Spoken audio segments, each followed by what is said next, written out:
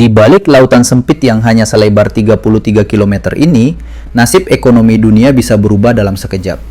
Inilah Selat Hormuz, salah satu selat yang menjadi urat nadi energi global.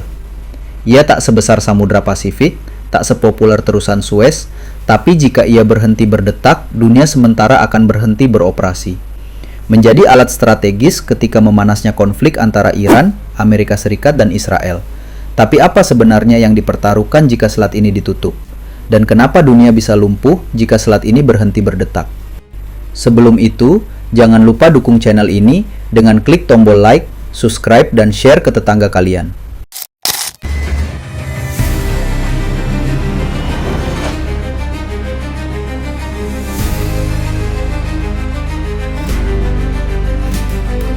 A short time ago, the U.S. military carried out با خودشون همراه کنن.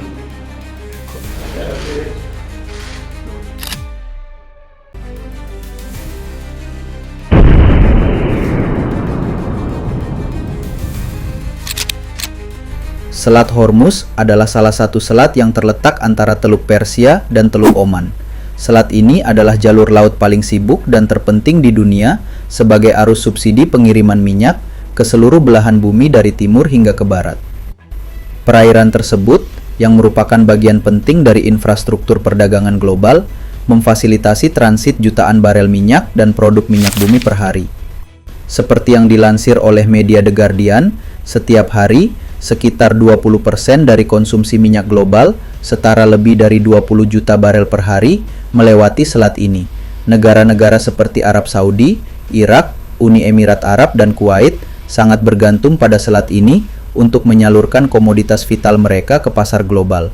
Jika ia ditutup, bukan hanya Teluk Persia yang berguncang, Eropa, Asia, dan negara-negara selatan global akan ikut terkapar menuju krisis energi besar-besaran. Minyak dari teluk mengalir ke India, Korea Selatan, Jepang, Cina, hingga ke pelabuhan-pelabuhan Eropa. Inilah mengapa Selat Hormuz bukan sekadar persoalan regional saja, tapi menyangkut persoalan global. Ia menjadi denyut yang menghidupkan pasar, menyalakan bara api, memanaskan pabrik, dan menggerakkan ekonomi dari Rotterdam hingga Shanghai. Posisi strategis Selat Hormuz menjadikannya berkah sekaligus kutukan bagi negara-negara teluk. Iran menguasai pesisir utara selat ini, sedangkan di sisi selatan ada negara Oman yang menjadi sekutu barat yang tetap standby menjaga. Bagi negara Iran, Selat Hormuz telah lama digunakan sebagai ancaman blokade selat sebagai cara untuk menangkal tekanan barat. Adapun untuk menghentikan selat ini, tak semestinya meluncurkan kapal perang. Cukup ranjau, rudal anti kapal, atau serangan drone kecil. Iran sudah berkali-kali menyatakan, jika kedaulatannya terancam atau ekspornya disabotase, maka penutupan Selat Hormuz adalah langkah sah. Dunia tahu, ini bukan ancaman kosong. Pernah, hanya karena retorika keras, harga minyak dunia melonjak drastis. Bayangkan jika blokade benar-benar terjadi, bahkan hanya selama 48 jam saja, dunia akan kalang kabut. که بلکه بتونن ملت ایران رو با خود کاری کنن که ملت ایران عقیدش بشه. Blokade Selat Hormuz bukan hanya persoalan regional. Negara-negara pengimpor besar seperti India, Jepang, Korea Selatan, dan Cina akan kehilangan akses terhadap pasokan utama energinya. Tapi jangan lupakan Eropa. Setelah krisis gas akibat perang di Ukraina-Rusia, Eropa bergantung pada jalur energi alternatif. Banyak negara seperti Jerman dan Italia mulai beralih ke minyak Timur Tengah untuk mengimbangi krisis energi. Maka jika Hormuz ditutup, bukan hanya Asia yang terguncang. Eropa pun akan mengalami tekanan energi baru di saat belum pulih dari krisis sebelumnya. Inflasi bisa melonjak, harga pangan naik, energi industri terhambat. Dunia selatan, negara-negara berkembang akan paling menderita, karena mereka tak punya cukup cadangan dan selalu jadi korban pertama dari krisis global buatan elit kekuasaan. Blokade selat berarti dunia harus menyesuaikan diri dengan realitas energi yang terputus. Ini bukan hanya soal harga minyak yang naik, tapi soal kerusakan rantai pasok global.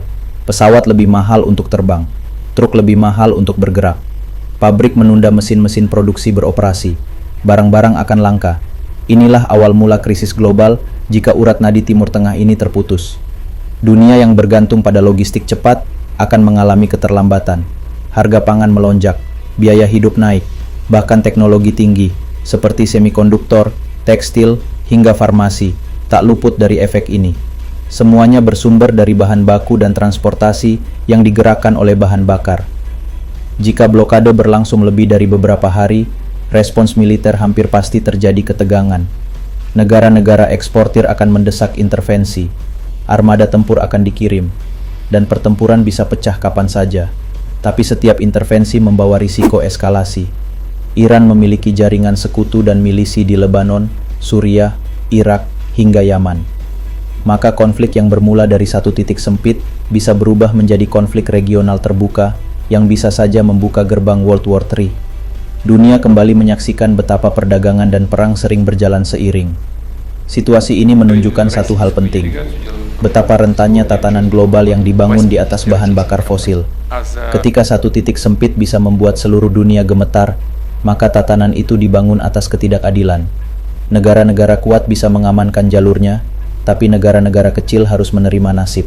Dalam sistem ini, energi adalah alat kontrol, dan Selat Hormuz adalah simbol paling nyata dari bagaimana geografi bisa dikendalikan oleh kekuasaan. Dunia harus bertanya, seberapa lama kita bisa bertahan dalam sistem seperti ini?